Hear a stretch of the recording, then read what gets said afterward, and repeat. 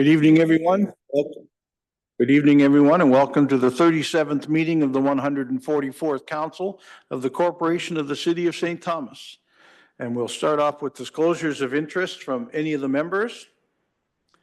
Seeing none, and I'm noting that Councillor Baldwin Sands is online. Councillor Herbert hopes to join us, but may not. And we'll go now to minutes. I have a motion that the minutes of the meeting held on October the 21st, 2024 be confirmed. Moved by Councillor Peters, second by Councillor Clark. Questions or comments? Seeing none, all those in favor? Any opposed? Carried. Next order of business are deputations. First deputation this evening is from Planet Youth Elgin St. Thomas Coalition. I believe we have Jessica Austin and Charlie Kirby with us this evening. Jessica, good to have you here tonight. Somebody's told you how all the buttons work and your terrible host time limits. So please go ahead. Thank you. I will just start off with a recognition that Charlie Kirby was going to be here tonight to present with me. However, she's an exceptional youth and was accepted to a leadership conference in Niagara, so sends her regrets. She wanted to be here, but she is off being an amazing youth to be a next leader in our community. So I want to thank you. I'm Jessica Austin, a health promoter with Southwestern Public Health, but more importantly today I'm representing a coalition that was formed locally to address youth well-being and substance use for our region. Our coalition was formed through the Community Action Network of Children and Youth Elgin with the support of our local drug and alcohol strategy just over a year ago today.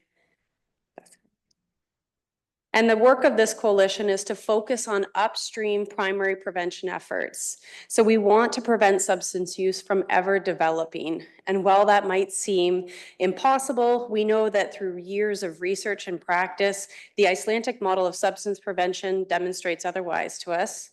Traditionally, in our region, we see most of our prevention programs in that secondary and tertiary stages where youth are already using substances, and we work to reduce the harms of that. With this model, Planet Youth, we want to change the environment and shift the way that the environment is around youth to prevent initiation and delay them until they are older by helping them thrive in their local communities. We know from studies on return on investment that focusing on primary prevention and prevention efforts, we can see a return of $5 to $18 for every dollar spent in prevention. So you might be thinking, what about the existing models of prevention and programs that are offered in our communities and provincially? What makes this so different? Well, aside from the secondary and tertiary areas that I just spoke to, Planet Youth Coalitions are groups that are formed locally of private and public partnerships and organizations. This can include faith-based groups, police, service clubs, youth centers that all have an interest in youth well-being. And these groups, including youth centers and agencies that run preventative programming, including our municipal parks and recreation and social services, would be an example of those key partners that would have an interest in using the data reports collected through this model and the community collective action to align their programs and activities to the solutions and results that we can receive. So I want to speak a little bit about the age-old problem of rural data collection. Often we are too small in our rural areas to obtain sample sizes large enough to be valid data. So the time lags between the point of collection to the point that they are released is 2 to 3 years. As you can imagine, that makes it difficult for us to manage and stay on top of the current youth environment and the substance use environment that we see. An example would be the vaping and electronic cigarette concerns. And while data that's presented up on the screen here, I'm going to ask you to change the slides, is data that meets our reportability criteria, I want to make note that it should be interpreted with caution as it is a provincial level data collection. And again, we are poorly represented as a rural community when it comes to sample size. But with that said, this is the best data we have available at this time. And as you can see from those numbers, we do need to be concerned for youth well-being in our region. I want to point out that the first data point on that slide was actually taken prior to the pandemic. So as you can imagine, we already had a rate of mental health that was poor or fair 5 times higher than the province, or 5 times higher than the year before. We can imagine that our next round of data will be not that much better. Right. So knowing this, we need to look at the concern for our youth well-being. We need to start somewhere. And this is going to take time and commitment from all players involved in our community. We need to shift the way that we approach and think about substance use issues, and that's going to take time. The best prevention measures that we have often have nothing to do with substance use at all. That's why we discuss about youth overall well-being. And we need to look at those domains outside of their individual choices. So that can be in their home, but also their school environment, what they do outside of that, sport and recreation, and their peer environment. So the culture that's created around them and those social norms that are created. Please. So what is the process for that? The Planet Youth model and the work that our coalition is going to be doing is to drive off of the local data collection, to understand both those risk and protective factors that we can target by completing a survey in a base grade of students. So typically grade 9, 10 students in our region, and they will be analyzed to show us not just how bad the situation is, things get really bad, you know that substance use rates are bad, but to give us the factors that will make a difference and where we can actually target some solutions to change the way it is. These reports are given back to us within 8 weeks of collection compared to that 2-year lag period that we have currently with provincial and national data systems. The locally formed action tables then engage with the community to review the data and prioritize what resources and solutions that we will need locally. This can include things that we're doing right, that we have aha moments and need to put more resourcing to and explore how we can expand it, or things that we didn't even realize we needed to be tackling that would help along that path and that we can shift resources to make sure that it's met. This is an example of one of Iceland's report summaries that demonstrates key changes that we want to see. The heavy focus on challenging those social norms and looking at local policies is really where Planet Youth has proven results. And I don't think we can deny these are the results that we would want to see in our community and very similar to some of our data points that we have currently. Effective primary prevention is going to look different from one community to next, even within our own region. And this is dependent on the needs and resources available. West Elgin, East Elgin, St. Thomas, we're all different when it comes to resources and needs. And using these reports, we can certainly look at those collective solutions as we really want to stay true to that nothing for us without us philosophy, and that it takes a village. So not sitting on one agency or community partner's head, but all of us working together towards that solution making. Having said that, the role of municipalities is big when it comes to the health and importance of the community. I want to share this delegation today because we've been going to municipalities, making sure that council members are aware of our coalition's goal and the work that's happening across our community. This is important for municipal future decision-making on community health. And we also want to highlight that Mayor Preston has taken this information and been a leader for us in our province by aligning with Oxford and Elgin County wardens to go to the Association of Municipalities Conference, to meet with Minister Thibodeau and advocate and speak to the need that rural communities have for getting localized data to make these solutions happen. We are going to be looking at further conversations for potentially attending the Roma conference in January. And this is something that we wanted to make sure that all council members knew, so that if you wanted to expand on your education and information on this model, we will be happy to share that. We hope that the demonstration of your support towards this model will help the community understand that a survey like this is what we need to understand and prioritize the needs and solutions locally, and that there is an opportunity to help families understand that long-term commitment to shifting the way that our community is structured to help improve well-being is needed. Sharing these reports and making community prioritization opportunities available is something that municipalities can take lead on or help support us in offering those venues and spaces to bring community together for prioritization, and reducing the duplication by aligning priorities laid out from those community meetings and planning to actually funding the programs and resourcing the projects that might come out of this will be key for us. We know that we need to see some of that base funding to be able to support the biannual collection, to be able to monitor and make this sustainable in our community.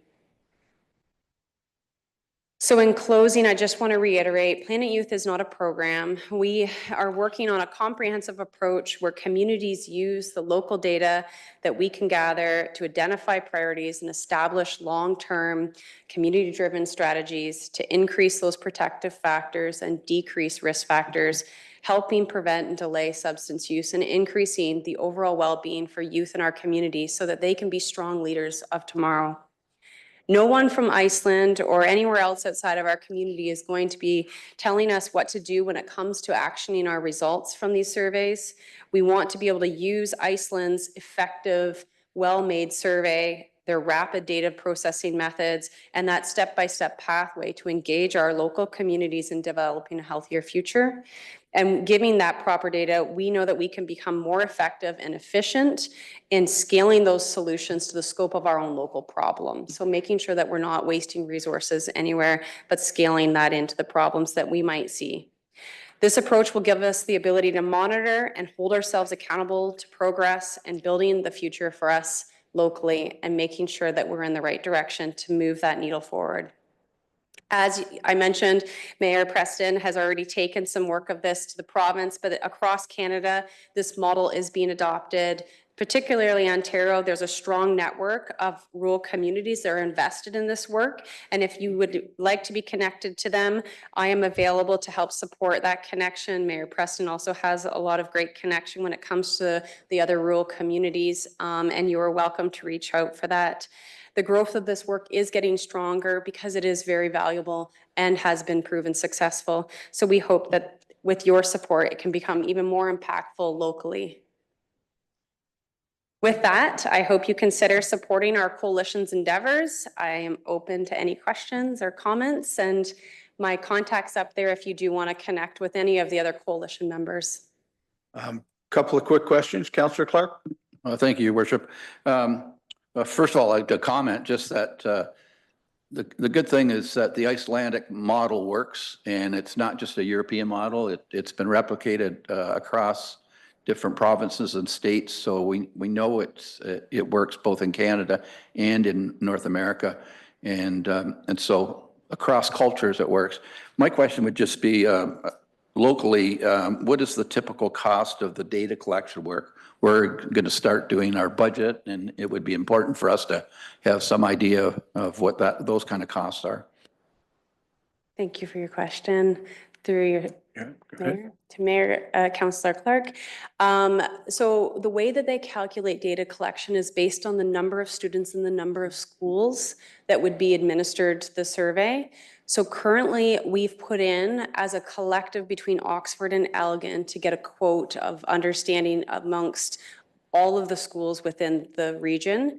And that quote is sitting around the $76,000 mark for the data collection of all those students in schools. Now, that would take into account that all the schools participate. We also have included private and homeschooling networks across our region. We don't want to miss out on our East Elgin homeschooling network and our other homeschooling network across the communities. So we wanted to make sure that that was in there. So it is sitting around that mark. Yeah.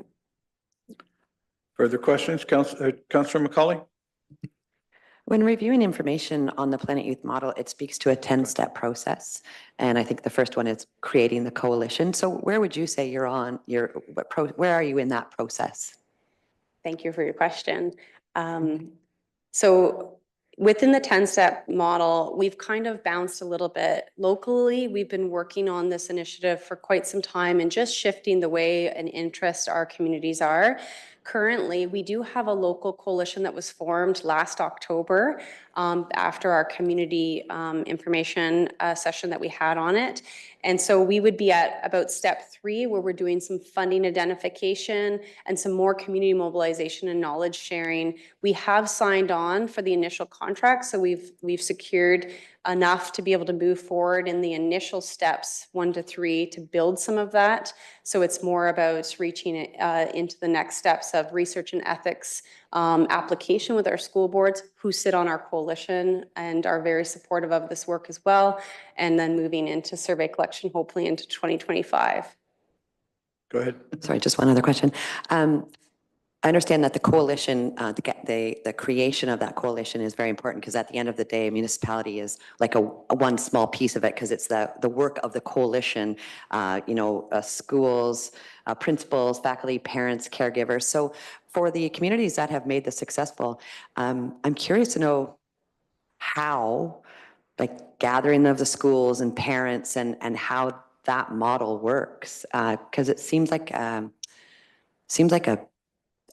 big piece of it and the success of it. So how do you rally all of these people behind this, things like curfews and, that is a different approach that certainly we not ever taken before. So how do you get everyone behind that to make something like this successful? Great question. So what happens is that fulsome steps of really building the understanding and shifting the way that we look at substance use. So right now, there's a lot of shift towards individual choice. For years, we've done a lot of don't do it campaigns and a lot of messaging that direction. So we're really shifting the community to look at society as the patient. And so getting that messaging out of, like, we can work collectively towards that movement of we can all have solution making towards it, and the buy-in.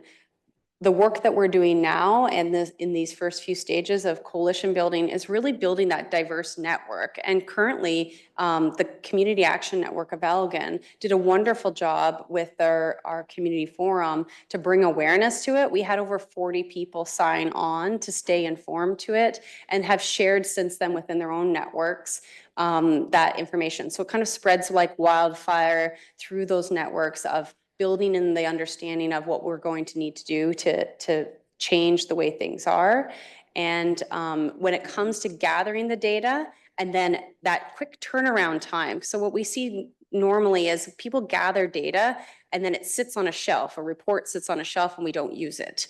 And it goes stale, and we lose trust, and we lose momentum, and we lose the ambition to see change. So with that quick turnaround time, we're mobilizing the community to help create the solutions with the data they see. So we get those reports back. We will do community mobilization to really bring all those partners and parents and youth and all of that through our coalition networks back to the table to then say, what can we actually action? And, public health can play a key role in sharing evidence-informed solutions for the different layers of work that can happen, from a policy level to an interpersonal level when it comes to programs and things like that can be run.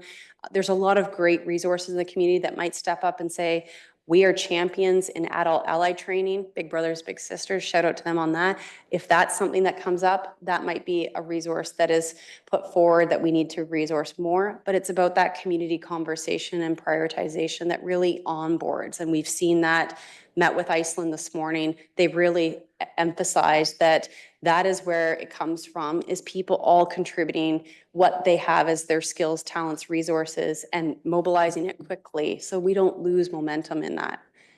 Thank you. One more quick question from Councillor Peters.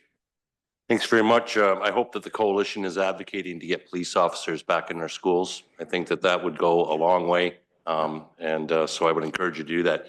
The one slide that was striking to me was that then and now. How long did it take to get from then to now on that slide? Great question. Yeah. Thank you. So we know behavior change takes time. For as long as it's taken to get us to a place that we're at now, it's going to unravel. That slide collection there for Iceland to start see time, and I could actually share their other demographic, it was about 10 years. So this data collection is in 5-year cycles. You work in 5-year cycles. And that was the slide that you saw there as a 10-year drop. in their rates, and it's on a steady decline. And that's something that we would want to monitor, is that we are going in the right direction rather than bouncing back and forth, which if you change a policy or you do something different or something's introduced into society that really shifts it, can cause a spike. And we're here as a community coalition to be able to counterbalance that in those biannual surveys to monitor effectively. Yeah. Thank you very much. Thank you for your presentation tonight. As you say, some of us have been involved in this for a little while. Sorry, Councillor Baldwin Sands, you have a quick question? It wasn't so much a quick question, it was a couple of statements, and I was with you at AMO with Councillor Peters, and we did piggyback about the police officers being in school, so thank you, Councillor Peters, for bringing that up. I also want to say thank you to Jessica for the presentation today, because I believe some of the points that you've made in your presentation, that sports, recreation, and leisure is something that we can introduce to the youth in our community in order to make positive things happen. It's also in our city's strategic plan underneath priority number 1. And one of the bullets that we have is creating and implementing strategies to address the well-being, education, and employment and engagement needs of St. Thomas's youth. But I also like the idea that you're bringing it in as a regional approach. And I wanted to say too, that I've noticed that sometimes when we roll out some of these programs, we hit a certain demographic, but there is a demographic that seems to be left behind. So what is your option, or what innovative ideas do you have to getting to the people that we've seen, especially the youth that we seem to have lost that touch with, who are not engaged and not have currently fallen off and are currently at risk to becoming more persons at risk in the future of the city of St. Thomas and as a region? Thank you for your question. Within our coalition, we have a diverse group of individuals that serve all of those youth. So working through those partners who have that warm connection already to those youth that are disengaged from school systems, we know this model. Schools are hub for data collection, but we are looking at, obviously I mentioned about our homeschooling network, but looking at how we can collect data from those youth that are potentially disconnected and can seek through those other resources that are on our coalition. So Family and Children's Services, our youth center, Big Brothers, Big Sisters, a lot of those other partners and areas that connect with those youth, as well as a full youth engagement component to this. So we know nothing for them without them. We want to make sure that we are engaging the disengaged youth as well and making sure that that's part of this. Okay. Thank you. Well, thank you for a very informative deputation tonight. We won't demand that you stay and watch us do the rest of the really dry work tonight, but thank you for coming and sharing with us. And you've left us with your contacts for us to ask you any other questions for us to be involved in the future. Yeah, Thank you. Next order of business, council will resolve itself into committee of the whole to deal with following business. First committee is strategic direction and development. And if we could move to 6B first, the Parks and Recreation Master Plan and Community Aquatic Center Feasibility Study Update. I have a motion that report. Sorry, I'm just reading something else. That report PRF 2424 relating to the Parks and Recreation Master Plan and Community Aquatic Center Feasibility Update, the project be received for information, and further that council approve single sourcing the project to Monteith Brown Planning Consultants, and further that council approve funding the additional $54,900 exclusive of HST for the Community Aquatic Center Feasibility Study component of the project from development charges. Moved by Councillor Wookey, seconded by Councillor McCauley.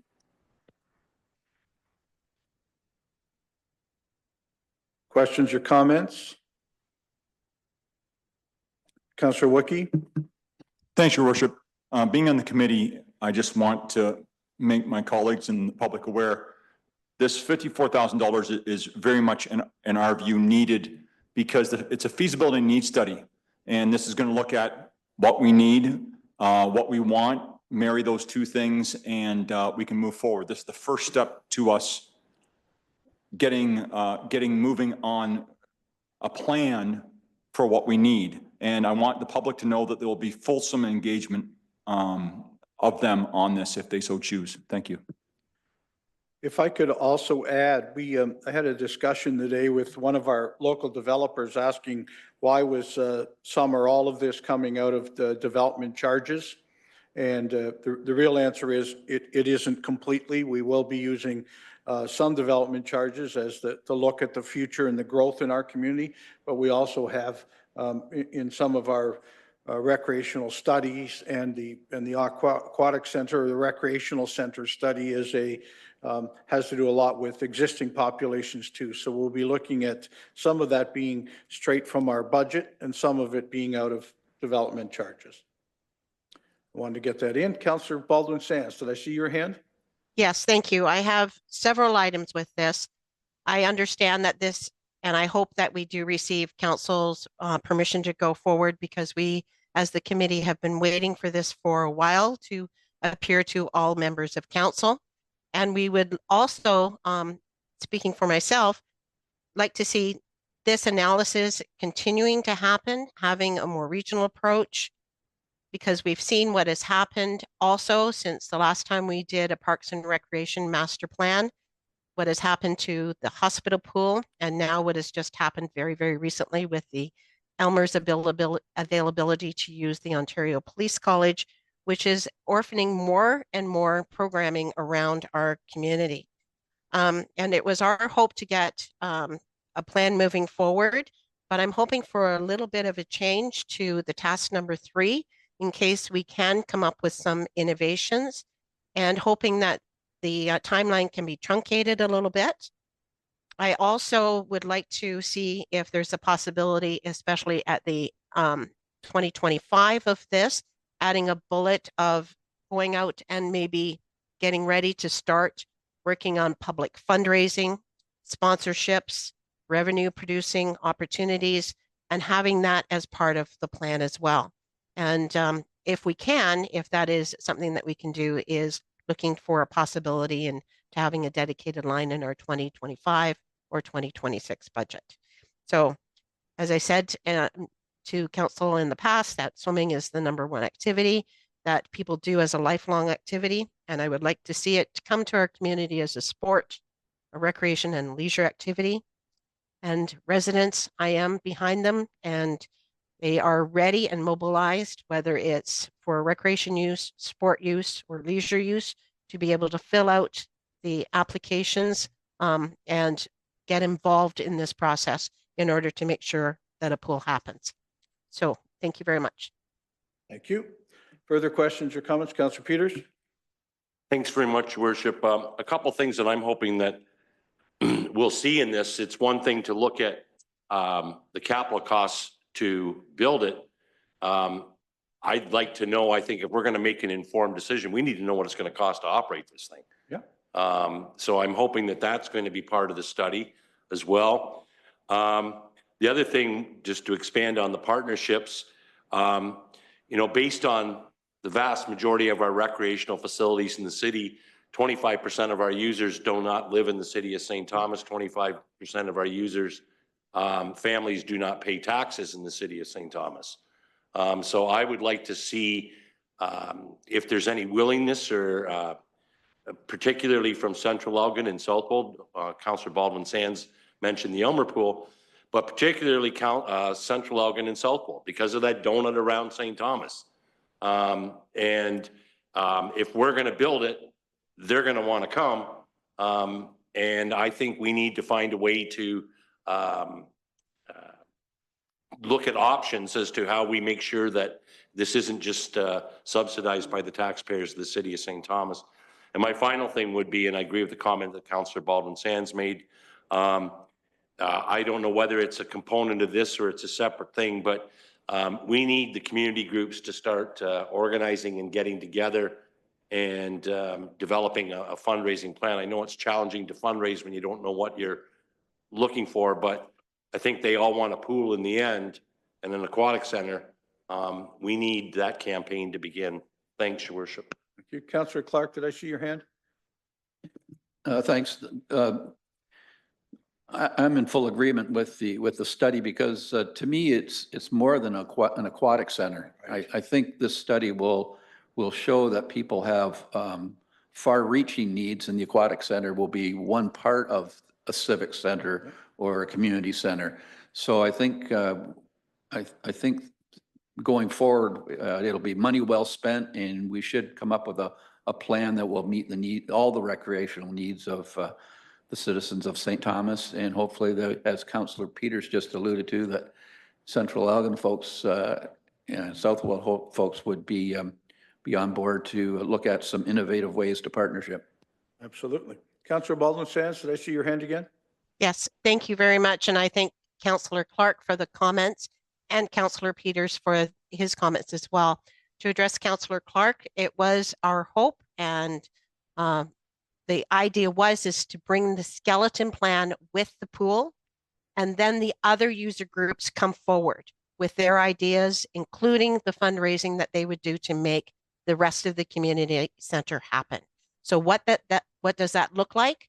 That's why we've got to move so much forward on this so that we can get those outside groups coming and say, this, I would like to see part of the plan. And if that is part of the plan, how are they going to make it happen from their end as well? And to Councillor Peters' comments, I believe we've been getting letters of support from our municipalities around the outside, the most recent being from Mayor Jones, who fully supports that. And I hope that that is filtered through to the committee as well. Thank you. So this is an ask to put together the Parks and Rec Master Plan and a community aquatic center feasibility study as part of that master plan. So I agree with all of those. It's a feasibility study. Let's move forward and let's get some stuff done. Any further questions or comments? Seeing none, all those in favor of this report, that's carried. Next item, Your Worship, relates to the Community Sport and Recreation Infrastructure Fund application. Previously, there was a motion by Councillor Wookey, seconded by Councillor Clark, that report PRF 2324 relating to the Community Sport and Recreation Infrastructure Fund application being received for information, and further the council direct staff to apply to the Community Sport and Recreation Infrastructure Fund as proposed in report PRF 2324. Do I need a mover or seconder because it was deferred back? Or? No, Your Worship, we have Councillor Wookey and Councillor Clark as the initial movers and seconder. So I'll take questions or comments. Councillor Baldwin Sands. Thank you. If council does decide to move forward, because we've passed the deadline for stream number 1, and as far as I was concerned, this did not qualify for stream number 1. Therefore, it would come underneath stream number 2, which is for signature new builds. Funding up to $10 million for stream number 2 is open on an ongoing basis, and it is done until the money has been depleted. So it is my hope if we can shorten up the time frame that we have for the community sport and recreation infrastructure that we are trying to move forward for the aquatics facility, that be our application for stream number 2, which is just, it's open now on an ongoing basis. So that is my hope. I just don't want us to miss our one-time opportunity to receive streamline funding, stream number 2 funding, and we are only allowed one application for this process. So if we apply for it for the pickleball courts, we cannot move forward on a second application. So I will not be supporting in support for a future new aquatic facility for this community. Okay, thank you. Further questions or comments? Seeing none, all those in favor of the report? Are there any opposed to the report? That is carried. So the report carries. Next item.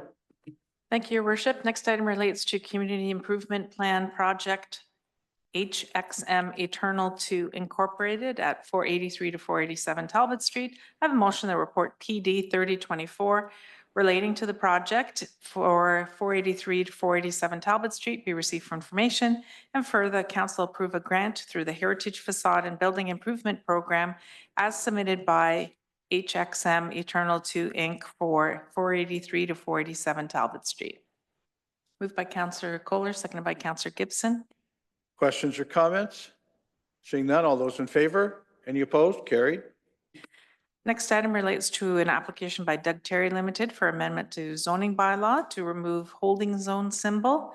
I have motion that report PD 2924 relating to the proposed zoning bylaw amendment to remove holding zone symbol from lands within Harvest Run Phase 3 Stage 3 subdivision be received for information, and further that the application by Doug Terry Limited for the amendment to the zoning bylaw to remove the holding zone symbol be approved and staff be authorized to prepare an amending bylaw, and further that notice of council's intention to pass an amending bylaw to remove the holding symbol from zoning bylaw 50-88 as amended be given pursuant to Ontario Regulation 545/06. Moved by Councillor Wookie, seconded by Councillor Gibson. Questions or comments? Seeing none, all those in favor? Any opposed? Carried. Next item relates to the second report of the 2024 Site Plan Control Committee. I have a motion that report PD 2824 relating to site plan application numbers SPC 0224, SPC 0324, SPC 0424, and SPC 0524 be received for information. Moved by Councillor Clark, seconded by Councillor Macaulay. Questions or comments? Councillor Wookie. Thanks, Your Worship. Just a note that I always am a little bit concerned when someone wants to build an office building in what I believe is an industrial area, if that's correct. I don't know exactly what the zoning is for 2 Ontario Street, but just that they're aware that there's industries around them and that there's different rules in terms of smells and sounds and all that kind of stuff. So we don't get complaints later that there are smells and sounds that are bothering them, but they are choosing to build in an industrial area. So as long as you know, caveat emptor, as long as they sort of know what the deal is, then no problem. Thank you. Okay. Further comments or questions? Seeing none, all those in favor? Any opposed? Carried. If there's no further items for this committee, we'll now move into community engagement and services. No items on the agenda at this time unless there are any from the members. Councillor Gibson. Thank you, Worship. I actually have a couple of items, if you don't mind. The first one is in regards to our St. Thomas Remembrance Day service, which is Monday. The service starts at 10:50, so if everyone can be sure to be there by 10:30 so that we're all in place so that the area will be in solemn quiet time. Also to let the public know that the Moore Street will be blocked at 8 a.m. to 1 p.m. From Center Street to Talbot Street. And also the corners of Princess Ave, Catherine Street, and the corners of Ross and Flora Street will be blocked off for approximately about 10-15 minutes each time. The first one will be the 10:30 till 10:45. That is to march in our color parties, our cadets, pipes and drum parade that's coming in. And then once again, that same area will be closed off at 12:45 to 1 p.m. following the service. So that's approximate times for those. So we do wish to encourage everyone to come out that can come out and join in our service. Also, starting this evening, the Regiment Association are doing a 6:55 last post, and they encourage the public to come out. They have, excuse me, they do have some of the emergency services attend, and fire service and police services and a few of the other organizations come out and give their moment of time. Thank you. Thank you, Councillor Gibson. Anything else under community engagement and services? Seeing none? We'll now move into infrastructure and civic operations. First item relates to a transportation master plan refresh status update. Mr. Kevin Jones from Paradigm Transportation Solutions Limited is available tonight to provide an update on the status of the master plan.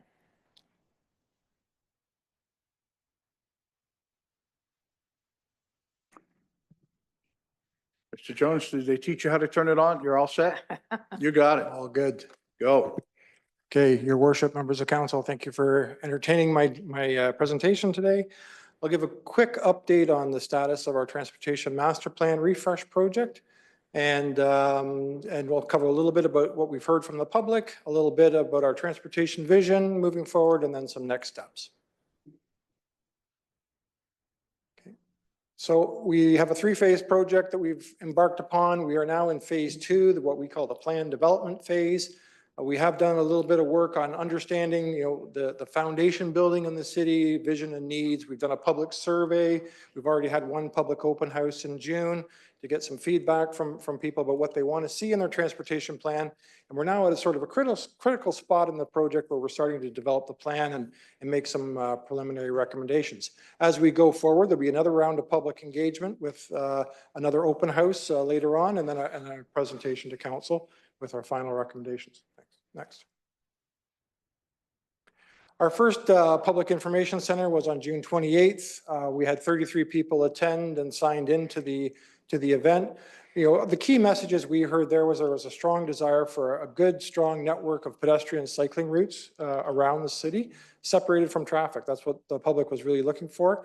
They really want us to look at exploring rail to trail opportunities. There are a few really good opportunities in the community.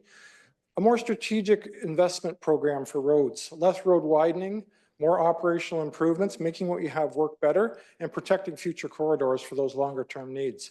And we need to fund transit. We heard that loud and clear from the public. That provides an affordable alternative, enables access to all areas of the city, and gives residents some choice in how they travel around the community. And we have been talking to your neighboring municipalities and also the development community as we've sort of reached out to understand their issues and aspects of the plan. From the public survey, we had 190 people weigh in on their ideas. Most of them were residents, very auto-oriented in the way they travel today around the city, which is not surprising for a community this size and sort of where you are in your development. A lot of people do walk and cycle for a number of their trips. One of the key issues was safety that people raised in terms of driver behavior, noted safety concerns as cyclists and as pedestrians, and then road conditions and traffic volumes is one of the other areas for safety concerns. Next. In terms of walking and cycling, people express what some of their key barriers are, why they don't walk and cycle more often. Most of them cite safety concerns, particularly regarding cycling. The lack of a complete integrated network is a key area. People don't want to start cycling down a route and then have no route to connect to. So having a good connected network makes a difference. When it comes to walking, a lot of people obviously cited the distance to destinations as a key barrier. The further you have to walk, the harder it is to choose walking. And that's why a good mix of land uses is important, but also safety concerns was a key area that a lot of people identified. Next. In terms of improvement priorities, we asked people, if you had unlimited money, what would you improve? For walking and cycling, a lot of people were looking for accessibility upgrades. Make sure what you have is accessible for all, and looking at educating people on the rules of the roads and courteous behavior and all those things that basically a respect for walkers and for cyclists. For safety improvements, the top improvement people identified was separated cycling facilities to separate cyclists from traffic as a key safety improvement. Intersection improvements was another top safety improvement opportunity. And then in terms of improving roads, education was one of the top things people were asking for. Teach better, tell people how to drive, the rules of the road, educate people on the rules of the road. But then also things like coordinating your signals, adding in turning lanes where they're needed. Those can actually make your routes work a little bit better, and designating some truck routes in terms of, and also new roads and growth areas. Next. In terms of transit, there was a lot of feedback we got regarding the level of transit service in the community. Key concerns people expressed was the frequency of service. Wait time is a huge barrier to using transit. If you can walk there quicker than hopping on a bus, then you're not going to take the bus. A lot of people suggested that the ride duration was too long, and reliability and service coverage just isn't there to really attract people to use your transit service. When we looked at improvement needs, people are asking for longer hours of service, some services outside St. Thomas to get around to other communities, more frequent service, and more routes. Next. So when we kind of summarize what we heard from the public on their key issues: road improvements, make what we have work better, make it safer; Synchronize our lights, make our intersections work better. Those are the key things people are looking for. Expand our use of off-road trails to encourage walking and cycling. You've got a great trail network already. There's a lot of opportunities. Provide separated facilities where they make sense for sidewalks and paths or for bike lanes. Create a really good connected network, and then really improve public transit, service coverage, shorter travel times, more frequent service, and connections to other municipalities. Those are sort of what the public was telling us. So as we look forward to developing our transportation vision, we look back at your previous transportation master plan, this is a refresh. And what we found is your vision statement was good. It aligns with what the public has been telling us as we've been working on the study. And the objectives that were outlined in that previous plan are still good. They're still relevant. So we don't really need to revisit that. Now we need to say, how do we make these things work? And a lot of these things do already align with what's in your strategic plan. Next. So what has changed from 2021? Well, we are looking at a lot more growth, and we are taking a longer view. We're looking out to 2051. And people will say sometimes, well, that's a long way, a lot can change, but yes, and that's what a master plan is for, is to start the direction towards those long-term recommendations, knowing that you may have to make some adjustments along the way, but if you don't start and look out long enough, you're going to miss some opportunities. So we're planning to a population of almost 80,000 people in St. Thomas by 2051, about 40,000 jobs in the community. That's a significant change from where you are today. And you are doing a lot of intensification in your downtown. You're doing a lot of the right land use things to actually create a very compact, walkable community. So those are really good opportunities. And we are also looking at external growth and what influence that has on traffic volumes and travel patterns in the community. Next. We've also know that there are a few planned improvements that are underway. So the province has made some pretty significant announcements about the Highway 4 corridor and Highway 3. So we're working that into our work now to make sure that we're accounting for that. You've already started construction on Highbury Avenue, a big project. So we've already assumed that that's going to be done by the time we get into the future forecasting. And you've already looked at your major arterial road out in the East End, and we've assumed that that would be there. But then what else needs to be done to support your growth? The map here shows sort of a run from our transportation model saying if you guys build out to the level you're planning to build out, this is sort of how your network is going to perform if we don't do anything other than those planned improvements. So we ask ourselves what is the enhanced role for transit in serving this growth? There will be a role. The public has asked for it. And like I said, you're doing the intensification, your land use pattern is supporting enhanced transit, particularly in your downtown. So we started looking at some benchmarking against other communities to say, okay, when you guys get to that 80,000, what are some of the other communities that are already there doing for public transit? The other thing I noted from that map is a lot of your road network deficiencies that we're forecasting are in areas that would be very difficult to widen roads. So you almost need to look at a different strategy because some of those widenings could be very disruptive to neighborhoods, to communities, to businesses, and maybe another plan in certain areas will work a lot better for you, particularly your downtown and some of your arterial roads. Next. So when we look at benchmarking, we did compare to some of your other municipalities. We looked at municipalities that are a little bit smaller, around your size today, and then some communities that are at this sort of population level that you're forecast to grow to by 2051. And what we really found, we looked at two key measures, service hours per capita and ridership per capita. And that's basically a measure that kind of normalizes for population, but starts to show some of the patterns. And what we found is service hours per capita describe, how much service you provide. And there's a proven relationship between service levels and ridership. So if you provide more service, you will get more riders on the bus system. St. Thomas provides a lower level service compared to a lot of your current peer municipalities, sort of in that little blue box there in the bottom left-hand corner.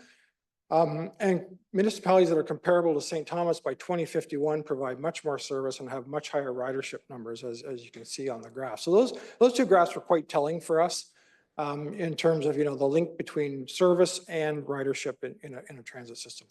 Next.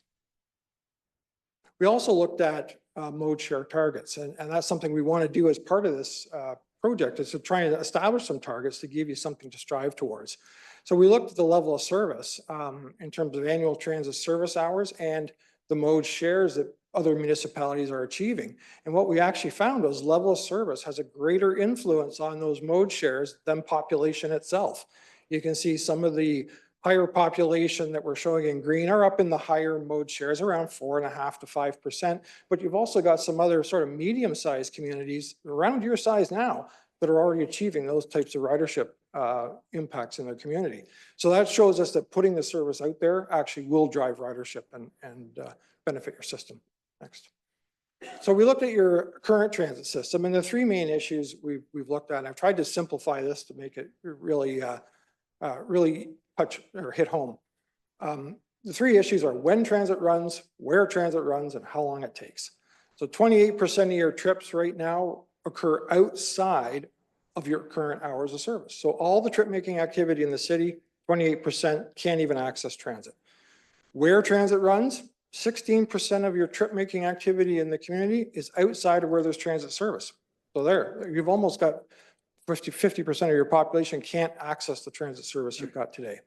How long it takes? About 38% of your transit trips today are over 30 minutes in length, and that's really not competitive when you think about the time to travel by car. Next.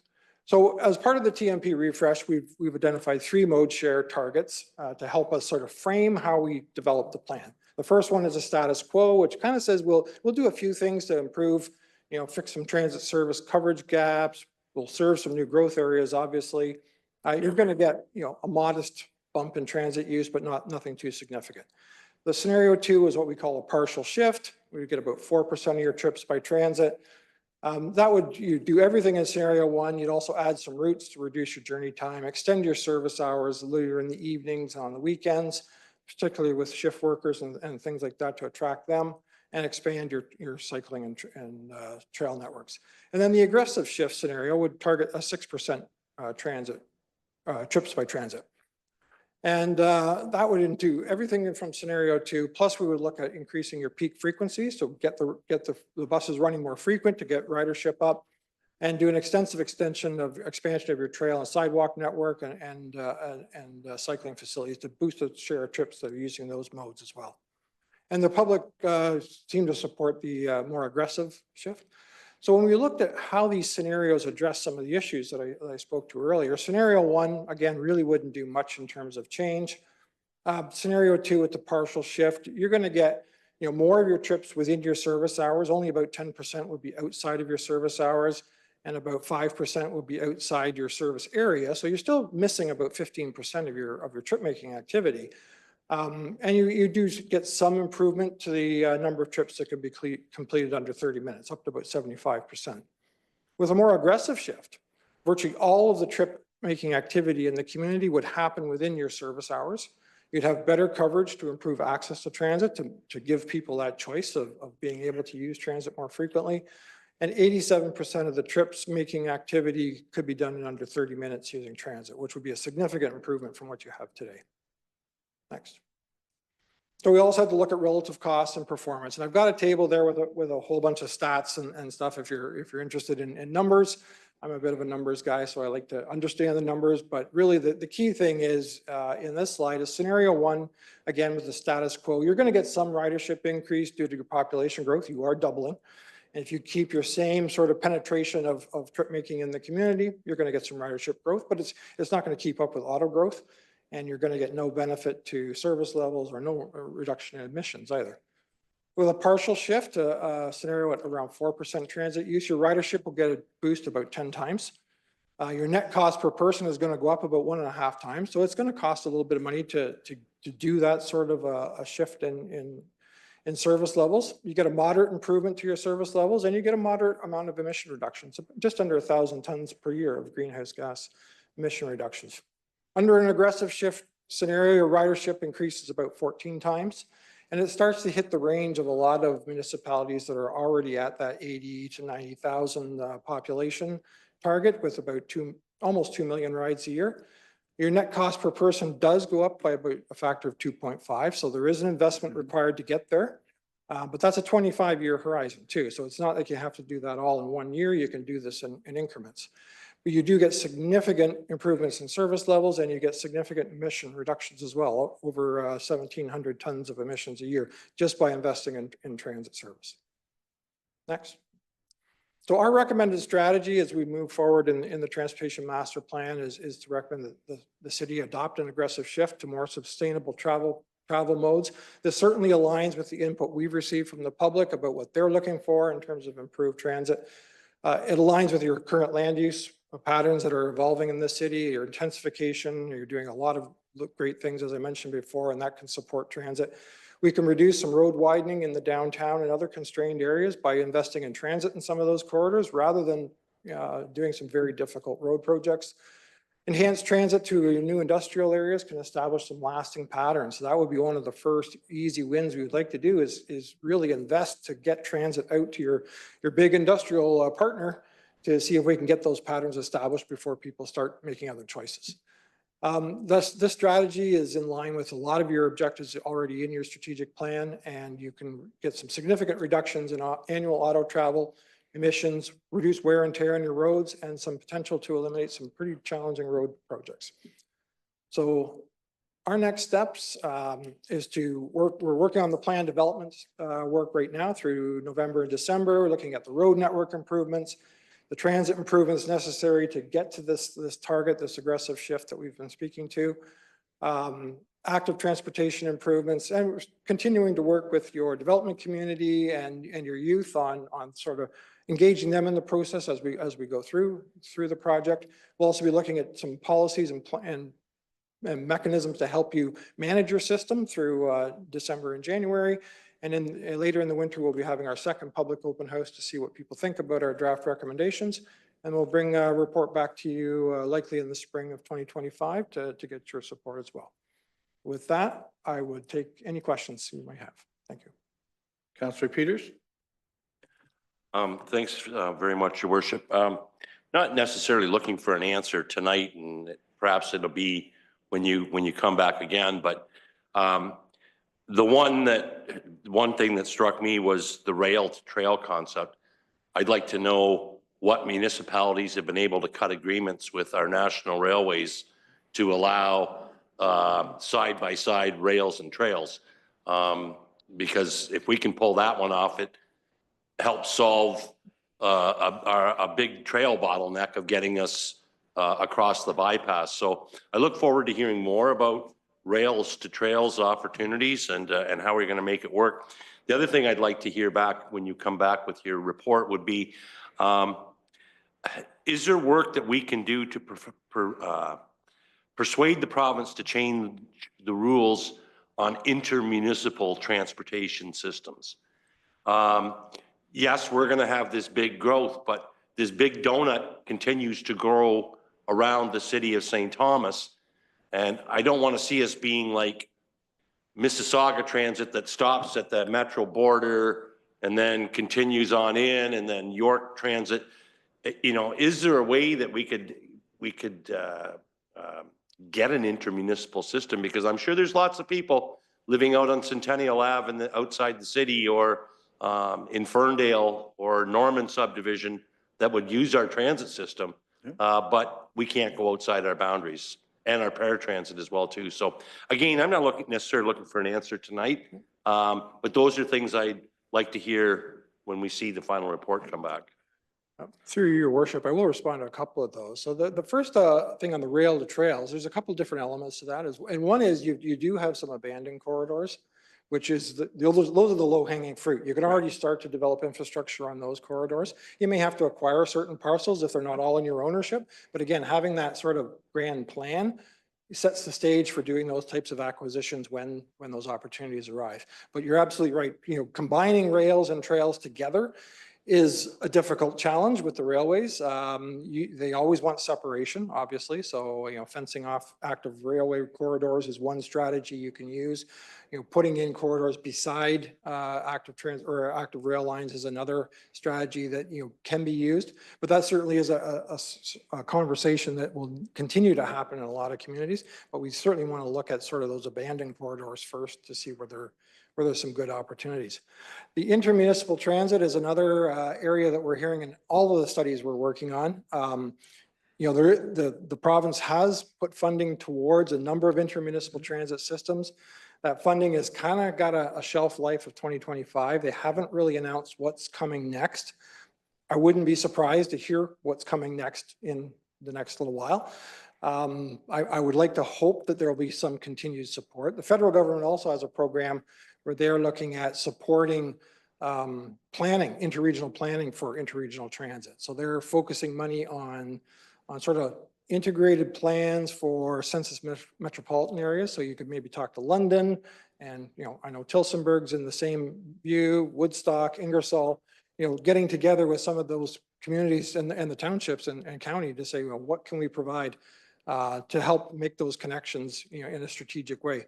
You can operate outside your boundary now, but again, it's that funding. Yep, that was a new change that the province actually did allow a number of years ago. I went through it personally. I had to apply for the application when I was at the city of Peterborough to get permission to go beyond our boundary, and then the province removed those restrictions. So you can operate outside your boundary now, but you have to fund that service, obviously, and look for partnerships. Okay, it's a very quick question, Councillor Gibson. We have to move on to our public meeting. Appreciate the presentation you did today, and I'm looking forward to your There we go. I appreciate the presentation this evening, and looking forward to seeing you at the second open house. Thank you. Thanks for the interim report. We're anxious to continue to look at what we're looking at. I had one quick question. You said 28% of the proposed occurring trips on our transit system occur outside of our hours of operation. This council added Sundays and evenings.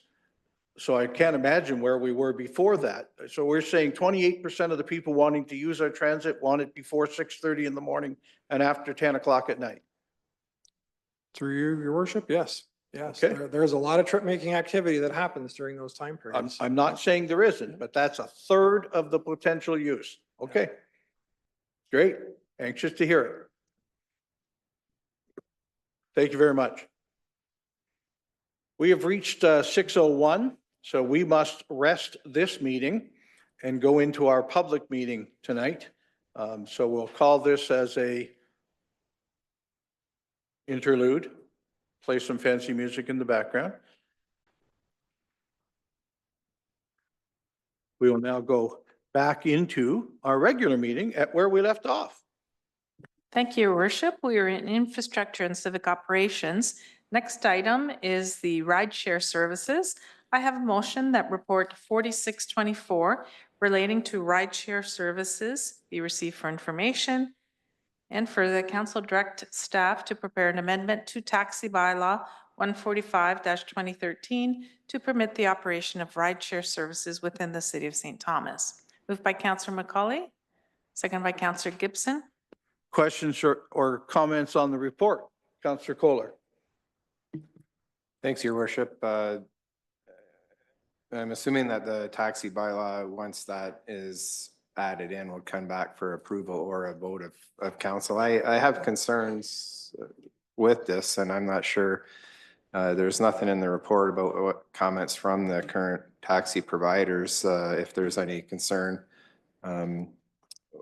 what would happen to that? Because I know when you first look at this, everybody's going to look and say, oh, okay, that opens up competition. This is going to be good. But the taxi bylaw also provides some protection for the consumer. So I'm just wondering, this amendment, if it goes in, will these people that would be allowed to operate, are they going to be held to the same standards as the current taxi providers?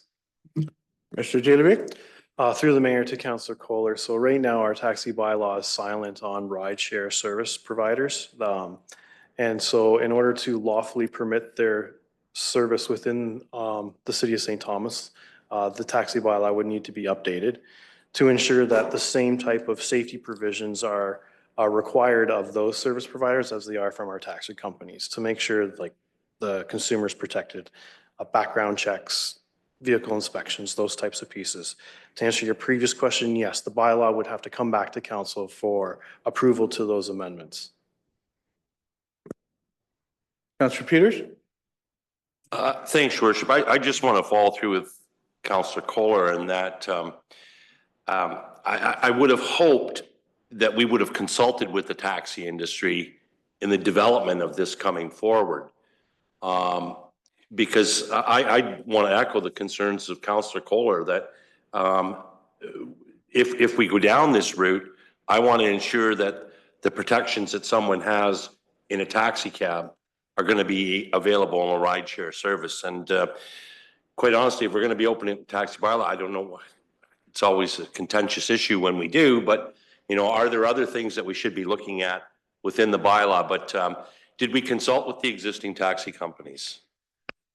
Mr. Delovic? Through the mayor to Councillor Peters, this report is to receive direction from council on whether or not we are to look forward or look towards amending the taxi bylaw. As part of that process, we would then reach out to taxi companies with what that would mean for them. This is just a report to check temperature. Councillor Kohler?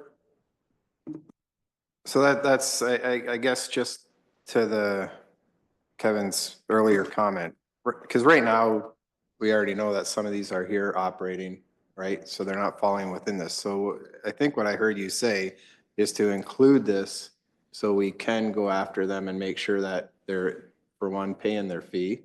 We'll collect fee and you'll be able to regulate them. But right now, without this amendment, there's nothing that we can do. Like, I thought we could actually stop them from providing this service if they weren't, if this wasn't here.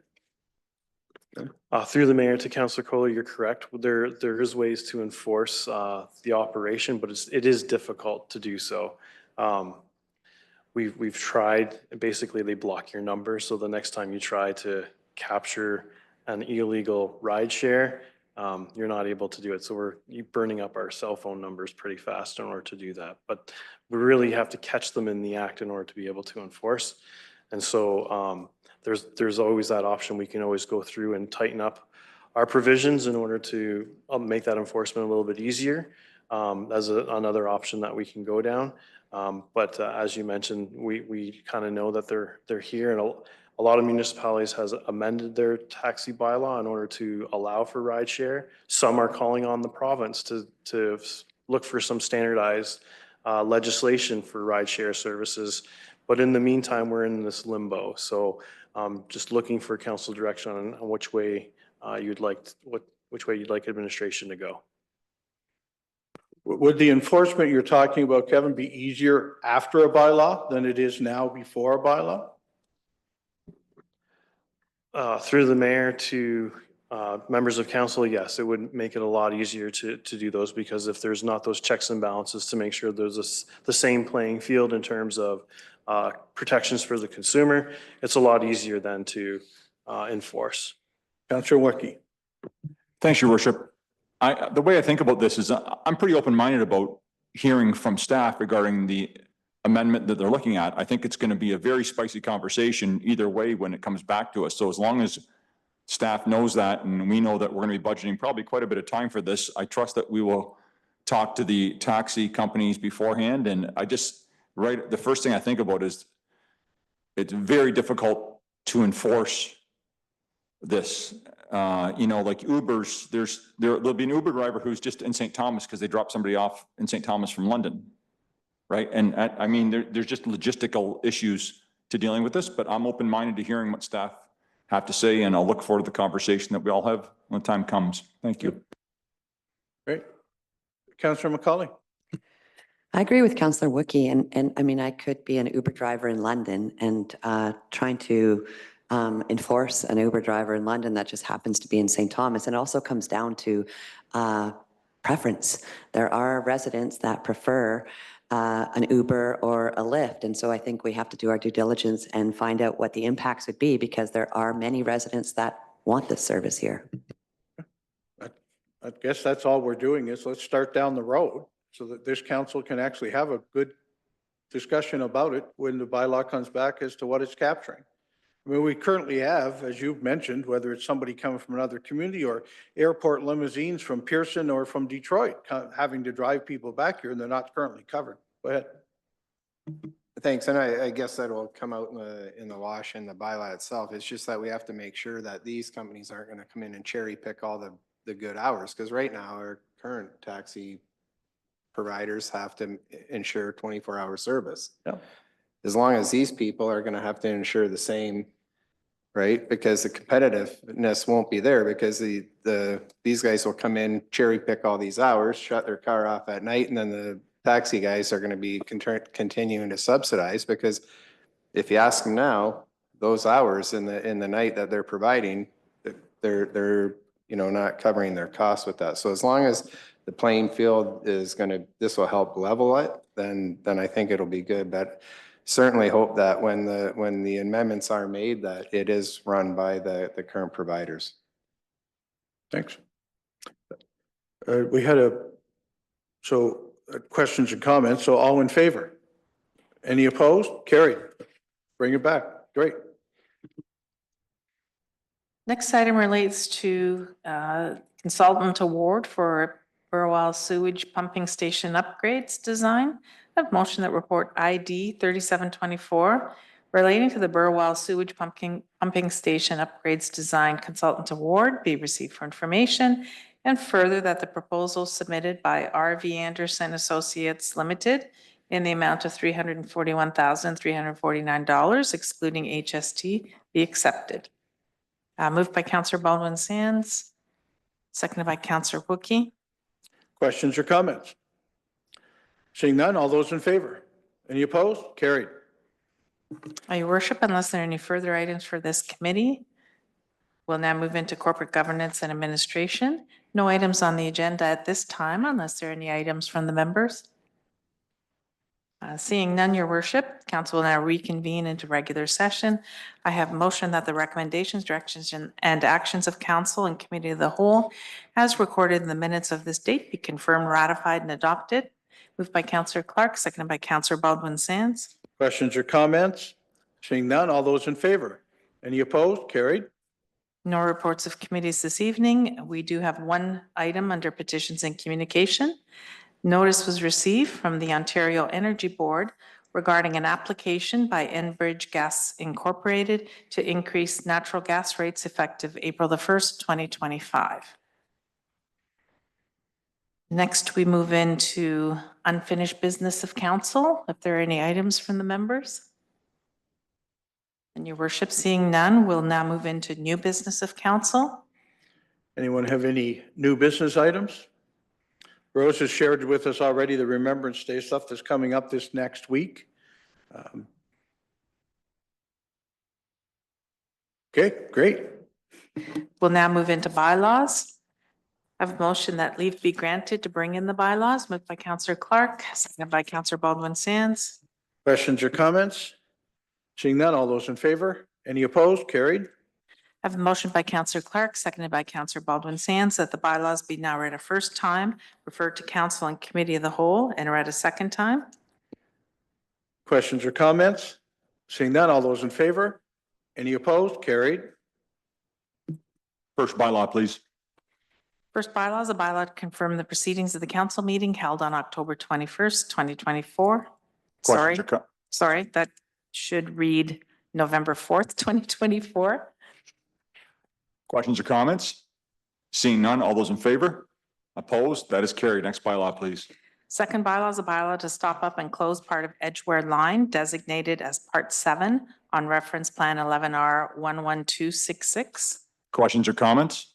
Seeing none, all those in favor? Opposed? That is carried. Next bylaw, please. Third bylaw is a bylaw to stop up and close part of South Edgeware Road designated as Part 6 on Reference Plan 11R 11266. Questions or comments? Seeing none, all those in favor? Opposed? That is carried. Next bylaw, please. Fourth bylaw is a bylaw to amend bylaw 180-2002, being a bylaw to impose fees or charges with respect to clerk and general office matters. Questions or comments? Seeing none, all those in favor? Opposed? That is carried. Next bylaw, please. Fifth bylaw is a bylaw to amend bylaw 179-2002, being a bylaw to impose fees or charges with respect to airport matters. Questions or comments? Seeing none, all those in favor? Opposed? That is carried. Next bylaw, please.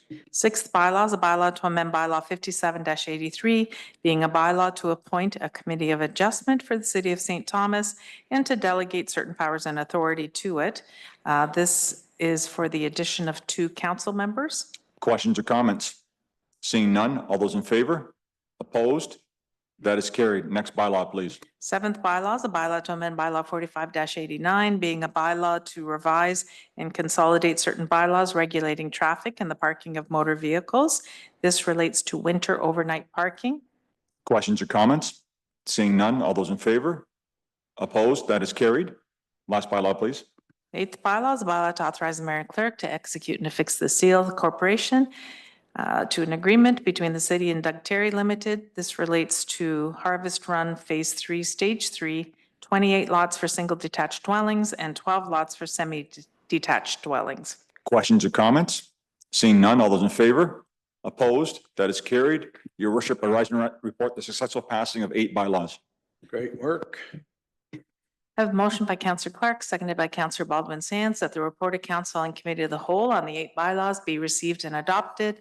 The same be read a third time, engrossed, signed by the mayor and clerk, sealed and numbered. Questions or comments? Seeing none, all those in favor? Any opposed? Carried. Next, we move into public notice. Several notices this evening. The first one, that administration intends to introduce a report and bylaw at the November 12th council meeting relating to the proposed 2025 sewage service rates. Next one, that administration intends to introduce a report and bylaw at the November 12th, 2024 council meeting relating to the proposed 2025 water rates, fees, and charges. And the last one, that a report will be introduced at the November 12th, 2024 council meeting requesting approval of an increased capital expenditure relating to Valley View Nurse Call System and Access Control Replacement Project. No notices of motion this evening. There is a need to move into closed session. I have a motion that this meeting be closed to deal with a proposed or pending acquisition of land, a labor relations matter, and a position plan procedure criteria or instruction to be applied to any negotiations carried on or to be carried on by or on behalf of the municipality. Moved by Councillor Gibson, seconded by Councillor McCauley.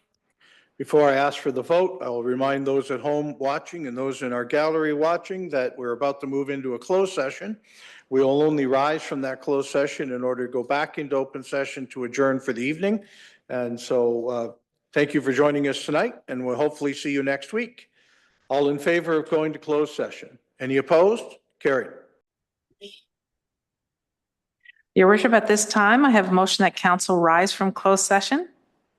Moved by Councillor Peters, seconded by Councillor Clark. Questions or comments? Seeing none, all those in favor? Any opposed? That's carried.